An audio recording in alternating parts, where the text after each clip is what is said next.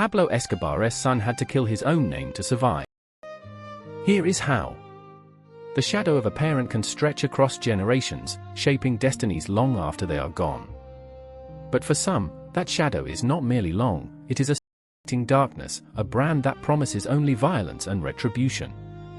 This is not a story of a son following in his father's footsteps, but of a desperate, lifelong war to carve out a new identity from the ashes of one of history's most infamous legacies. We uncover how one man faced an impossible choice, to embrace the ghost of his past, or to utterly dismantle himself and rebuild, brick by agonizing brick, into someone entirely new. The textbooks speak of Pablo Escobar as a kingpin, a narco-terrorist, a man who held a nation hostage with bombs and bribes. But they rarely delve into the hidden, suffocating context that defined his son's existence, not just the wealth, but the constant, gnawing fear, the perpetual motion of escape, and the chilling normalization of extreme violence that warped a child's understanding of the world. From his earliest memories, Juan Pablo was not just a boy, he was an extension of his father's empire, a target by proxy, his childhood punctuated by safe houses, bodyguards, and the grim reality that every stranger could be an assassin. The true cause of his later reinvention wasn't just his father's death, but a moment years earlier when Pablo Escobar, in a rare display of paternal concern, handed his son a loaded pistol. This wasn't an act of aggression, but a chilling lesson in survival, teaching a child that self-defense was paramount, even if it meant taking a life, a brutal inheritance that instilled a profound, internal conflict.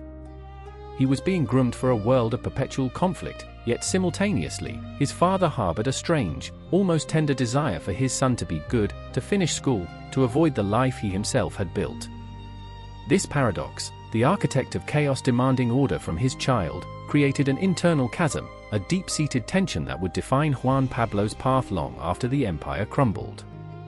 The family lived in a gilded cage, a fortress of opulence and paranoia, but the true trap was the name itself, a name that would, after Pablo's death, immediately condemn his son to a life on the run, hunted by enemies who saw him only as the next target, regardless of his own intentions. After the fatal shootout in Medellin, the immediate consequence for Juan Pablo and his family was not relief, but a desperate, frantic scramble for survival. They fled Colombia, seeking asylum across continents, only to be rejected by nation after nation, each government fearing the retribution, or the mere association, with the Escobar name.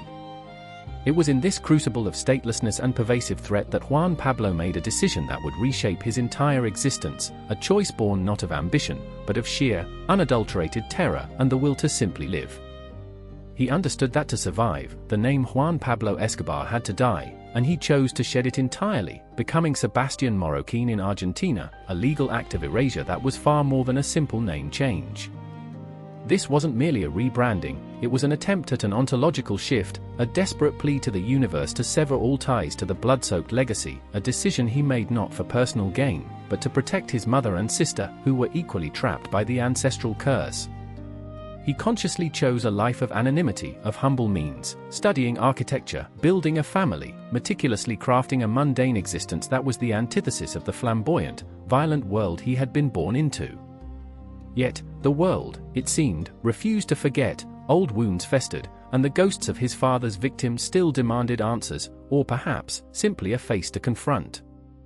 Despite his fervent desire for a quiet life, Sebastián Marroquín would soon be forced to confront the very past he had so carefully buried, a confrontation that would challenge the very foundations of his new identity and reveal the true cost of peace.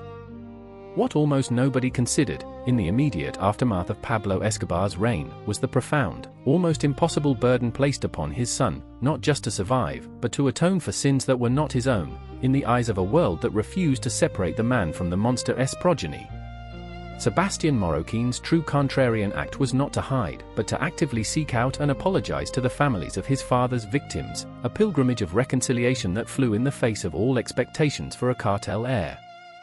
This was not a performance, a deeply personal, often agonizing journey, captured in his documentary Sins of My Father, where he faced the raw grief and anger of those his father destroyed, offering not excuses, but profound regret and a plea for understanding. This unexpected path of reconciliation, rather than perpetuation, reveals a hidden consequence of inherited infamy, that true freedom for the son of a tyrant may not lie in escape or anonymity, but in the courageous, painful act of confronting the past, not to repeat it, but to actively heal its wounds, even when the world demands perpetual condemnation. Sebastian Morocquin tore off his imperial robes, not of power, but of an inherited curse, to walk a path of peace. Can a person ever truly escape the shadow of their name, or is the ghost of history always destined to follow?